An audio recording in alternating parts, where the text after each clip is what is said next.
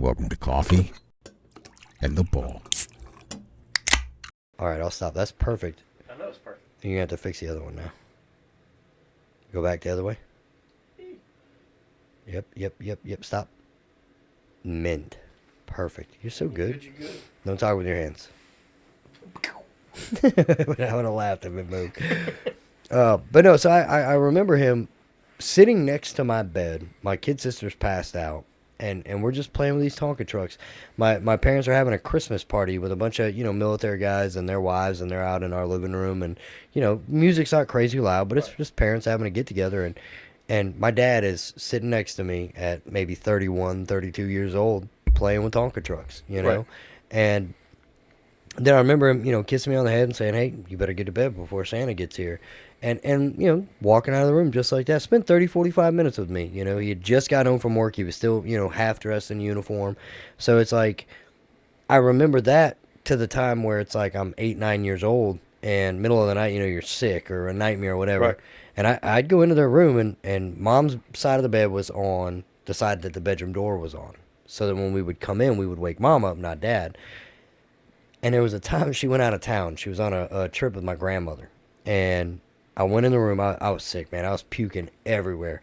And I woke my dad up. I was like, Dad, I'm puking. And he was like, go wake up your mother. I was like, I don't know if you know this, Dad. She hasn't been here for like 3 days. Right. And he was like, well, I guess you'll have to wait till she gets home.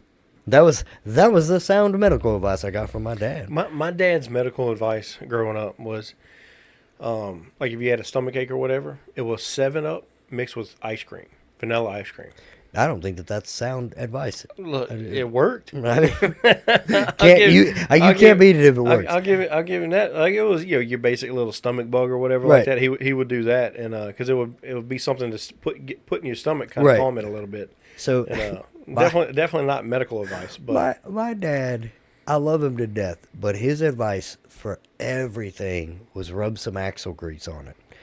So apparently, fresh out of that. right? Apparently, at some point in his life, he fell out of a bed of a pickup truck, and they were out on a farm somewhere. He fell out of the bed. He split his dome open, like top of his dome is split open wide, and his mother, who I can't stand her, literally crawled underneath their farm truck, scooped out some grease that was caked up underneath it, and rubbed it in the wound to keep the blood from pouring out of his head long enough so they could get him back to the house.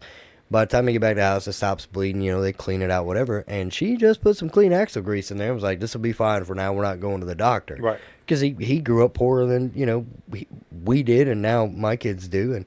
And I remember my older brother ran me over, right, with his blazer, shredded my legs, my hips. I had road rash everywhere. And his legitimate answer was, I got some grease. About it, I see. Yeah. Oh, yeah. He's like, I got some grease. We'll rub some grease on that. And I'm like, no. We'll wait for mom to get home. Like, nope. Had a shattered kneecap. And he's like, let's rub grease on it, like volleyball for a kneecap. And I'm like, nope, we'll wait for mom. You're not doing anything you think you're going to do to me. Like, mom's going to yell at you. Like, I know how this is going to go. And it just made me laugh. Like, he went from being the hero in my eyes to, we'll wait for mom. Like, no, thank you. Right. But it's because of the way that life played out, he kind of had to put himself in that role where if I had needs for being sick or being injured or whatever, I had to go see mom. And I know we've loosely talked about it every now and then, but it's a role of a father where we have to stop being, we feel like, I don't think we actually have to. We feel like we have to stop being the oh, we're going to fight this camera. I'm going to fight this camera. We feel like we got to stop being the best friend, the playmate, and having a good time dad. And we feel like, okay, now we got to move into disciplinarian. Right. We got to move into obedience and do as I say, not as I do. And it gets us to a point that you just want to kill live. We'll come back live later. Instead of live and just looking at you. I'm gonna move it one more time. All right, I was gonna say excited. And then one more. If it does it again, we're going to edit it. So. Yeah. Well, it's not on the full recording, so it'll be all right. No. There you go. Now just dip it down. It's trying to find you. Yep. Bloop. Bloop. Bloop.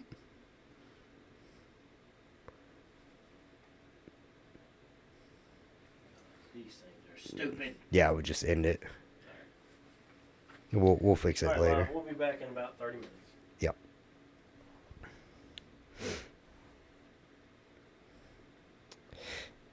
Those of you not on the live, sorry about that. We're having some technical difficulties with our live camera. So essentially, I know you and I do it a lot as dads. Like we try really hard to not be our fathers. Not that our dads did something wrong necessarily, but that we want to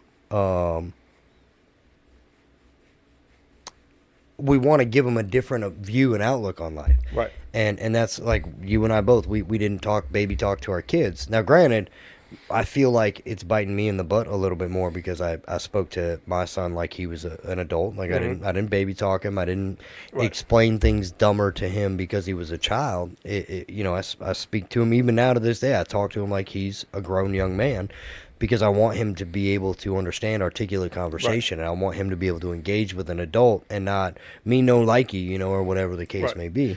And to be fair, it gives some of his arguments a little bit more validity when I'm like, why didn't you do this? And he's like, I'm just going to mess that up again. So, Well, so one of the things that I find is, or I've got to walk with a little bit of patience with my son in. Because he's half you. Yeah, well, there's that. Yeah. But he carries on conversations with confidence. Yeah. In the same way that he does with his friends at school, he does with adults. And so what he thinks is the way that he talks to his kid or his friends at school is the way he can talk to adults. And that's not, obviously we know that's not always the case. Right. Like I don't want to raise a kid who doesn't have respect for adults and things like that. I will say you probably have one of the most respectful, sweet little boys I've ever met. Like he's a very good kid. That might be his mama coming out of him. I don't know. I've met his mom. I don't know about all that. One of the things that I remember growing up, again, She's my mean to me. dad was very authoritarian, and it was, you're going to do what I told you to do. No back talking, no. Right. And so what it is, it instilled a lack of confidence that honestly I had to overcome. As I became an adult. I was very respectful as a kid. You just didn't feel like you had the ability to make your own decisions. I didn't, honestly, lack of a backbone or whatever. Like it was always. I found myself always looking down, things like that, and it was, obviously if somebody, an adult asked me to do something, I'll go do it in a heartbeat. But as life went on and I started filling roles where people are looking at me for answers or whatever. Right. Obviously, you can't be that way. You have to have an answer when it's time to have an answer. And so that was one of the things I had to overcome. Getting into adulthood was developing that confidence. Nothing against my dad. He didn't wake up. Whenever he brought me and my brother home from the hospital and say, you know what, I want to raise these kids and not have any confidence. That's not what his goal was. He wanted to raise young men. And in the same way, my goal is not to have a kid who's going to backtalk. It's right now he's learning that not every conversation that I have, if I'm talking to my friends at school about getting kicked in the balls and everything else, that's probably not the best conversation to have with the women at church. Right. And so he's learning that there's boundaries sometimes. I think something about our parents was that they wanted to raise us to be disciplined, obedient young kids, because in their mind that's what would raise strong, confident adults. But really it took away our decision making abilities. Right. And that goes into the corrective measures that were taken afterwards. And I know something you and I both do with our kids is you can make a mistake. We're going to correct that mistake, whether it's a good talking to or maybe a pop on the butt or something like that. But we also addressed it afterwards. Right. When the chaos has calmed down, we have a conversation afterwards. Hey, this is what you did. This is the part of what you did that was not okay, and this is how moving forward we're going to address it. And I hated the statement. My dad used to say this all the time. He had two of them.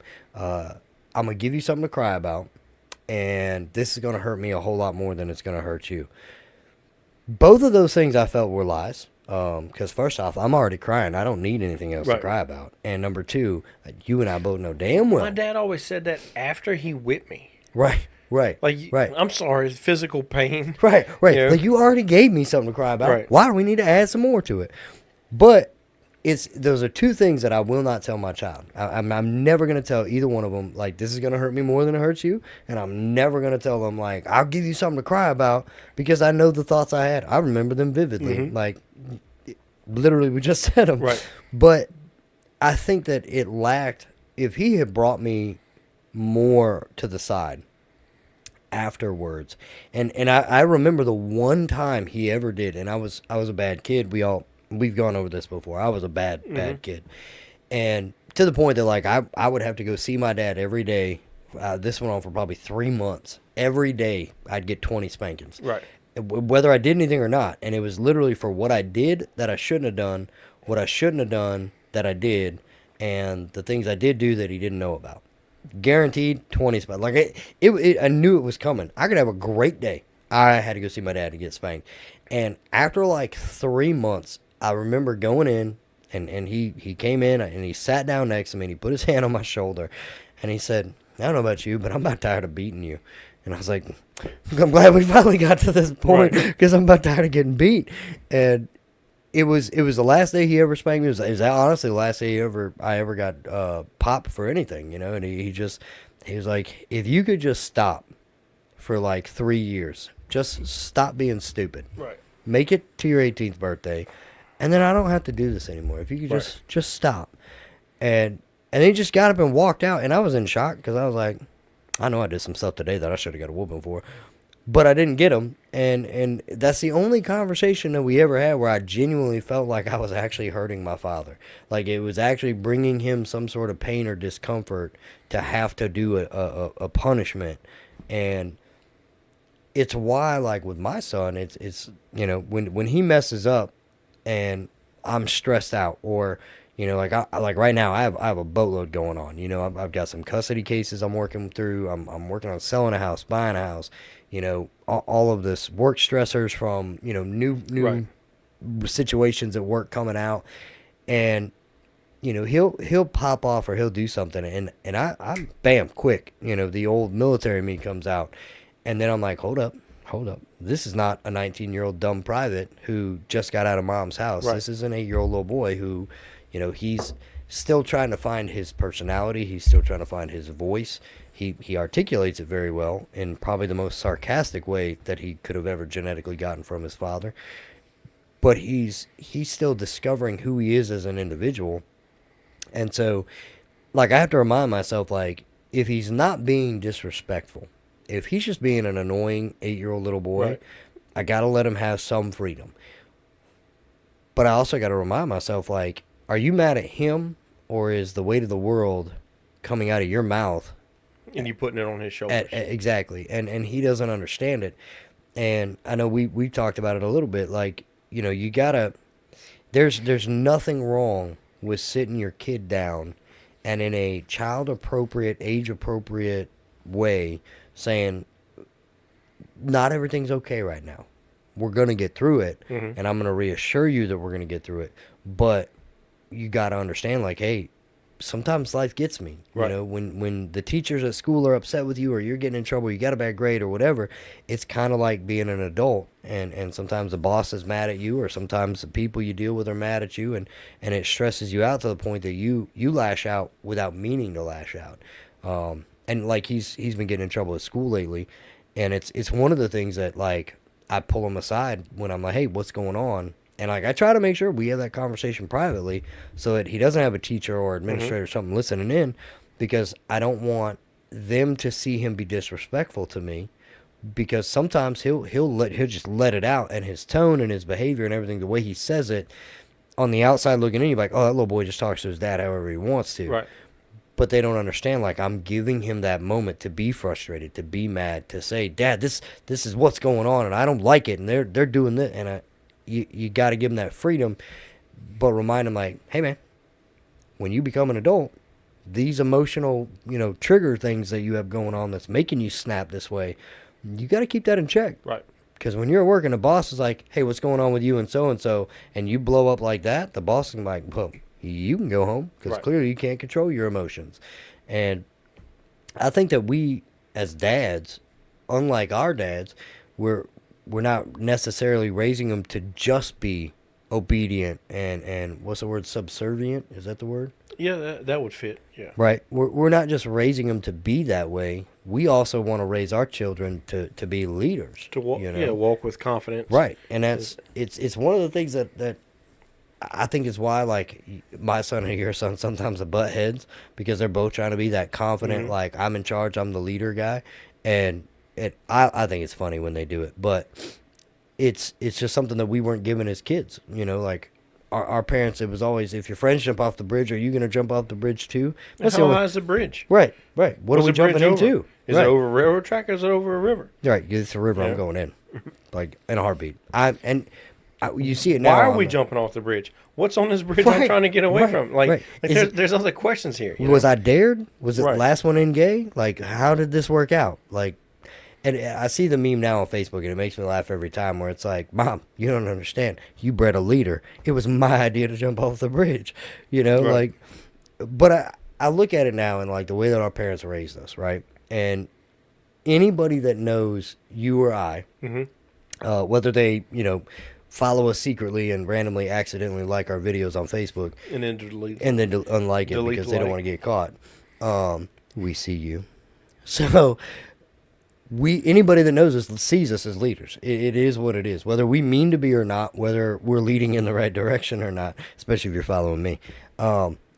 We're seen that way. And I think it's because we were raised in that frame of mind to be seen and not heard, you know, do as I say without question constantly. And through life, we had to wake up one day and go, that's not working for me. I need to stand out in a way that's responsible, but also sets me above responsible, everyone but else. also not arrogant and all this other stuff. You know, I think that's a lot of times I find that taking that approach helps out a lot. Right. And I don't know that's necessarily taking a leadership role. It's more of a, hey, I don't mind working with that dude. So, you know, yeah, I'll work with him. He's not going to, you know, leave me hanging or whatever. But I remember there was a story that I got told by a guy when I was in college, and he used to be a professional football player, and he was working at the warehouse as a supervisor. You know, pretty high up. That's quite the change in roles. Yes. Well, evidently he wasn't quite the football player he thought he was. You know, and I say that I'm not even throwing shade. Obviously, he was good. He made it to the it to the professional level. But that's a whole different animal. I don't know if it was an injury or, you know, he just got cut. But for whatever reason, he was not a professional football player anymore. And so he was big into weights, you know, weightlifting and going to the gym and all this other stuff. And obviously, I'm not. Like, even at this time in my life, I think I was 175, 180 pounds or whatever. Even then, I wasn't into it. I've always been like I had an athletic type approach to things, but I'm not going to the gym all the time. And so he was telling me he's sitting at his house. He's got a one of workout benches or whatever. And he's sitting there bench pressing. And his daughter at the time, I think, was like 4 or 5 years old. And he said he's in the middle of one of his sets. He's doing, you know, bench pressing, and she comes up and just right into McNuggets, right? Ooh. And I remember laughing, like, and I laugh even now about that story because one, you know, he's in a lot of pain. There's nothing he can do. And he told me, he said, you know, he said, I hate it, but he said, I think she was 4. He said, my 4-year-old took a 14-year-old's ass whooping. Right. You know, and he's like, I hate it, but that was just a general response. And I think that a lot of times, especially being parents, we take the approach of, you go overboard because you're stressed out. There's pain. There's, you know, whatever you have going on. And those children take the brunt of that. Now, granted, children are very resilient. I do not believe that 2 or 3 little incidences of you losing your mind is going to squelch them, you know, their personality for the rest of their life. It's not going to sit, you know, they're not going to be sit there, you know, looking like, you know, gun-shy dogs or whatever. Every time you raise your hand, they're ducking. But it's not something that, obviously you don't want to ignore it, but it's not something that you can't mend, you know, for those, you know, of us we've crossed that bridge where you're like, man, I should not have Yeah. should not have yelled at him like that. I shouldn't have spanked him or whatever. No, let's get it. They earned a punishment. Right. They did right. something to earn a punishment. Right. But they just may not earn the level that you gave it to them. And one thing I've learned is I don't back down on the punishment itself.